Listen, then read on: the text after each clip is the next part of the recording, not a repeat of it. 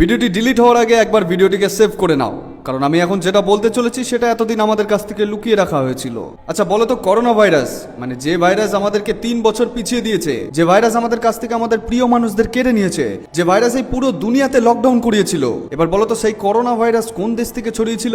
আমরা সবাই জানি চায়না, কিন্তু আমি যদি বলি করোনা ভাইরাস চায়না থেকে ছড়ায়নি, জানি আমার কথাই তোমাদের বিশ্বাস হবে না, কিন্তু এপস্টিন ফাইল তাই বলছে।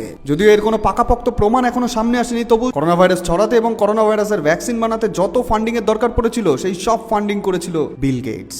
এপস্টিন ফাইলে কিছু ইমেল সামনে এসেছে যেখানে 2017 সালে জেফরি এপস্টাইন এবং বিল গেটস তারা দুজনে একটা ডেডলি ভাইরাসের ব্যাপারে কথা বলছিল। করোনা ভাইরাস আসার ঠিক 2 বছর আগে থেকেই সব প্ল্যানিং করা হচ্ছিল। একবার ভাবো, বিল গেটস যাকে এই পুরো পৃথিবী সম্মান করে, যিনি তার প্রপার্টি 99% মানুষকে দান করে দিয়েছিল, সেই বিল গেটস। এপস্টিন ফাইলে যে সমস্ত ধনী ও মানুষদের নাম দেখছো তারা সবাই চাইতো এই পৃথিবীর থেকে পপুলেশন কম হোক, কারণ গরিব মানুষদের এরা পৃথিবীর পোকামাকড় মনে করতো, যারা এই পৃথিবীর সমস্ত রিসোর্স ব্যবহার করে ফেলছে। আমেরিকা এখানে একটা দারুণ গেম খেলে নিয়েছে, চায়নার ঘাড়ে দোষ চাপিয়ে চায়নার ইকোনমিতে ধস নামিয়ে দিয়েছে। চায়না আজও পুরোদমে চেষ্টা করছে যে কোভিড আমরা বানাইনি, আর সেটা খুব জলদি প্রমাণও হয়ে যাবে। পপুলেশন কমানোর জন্য তারা ভাইরাসকে ছড়িয়ে দিয়েছিল এই পুরো বিশ্বে। একবার ভাবো, এ বিষয়ে তোমার কি মতামত কমেন্টে জানাও।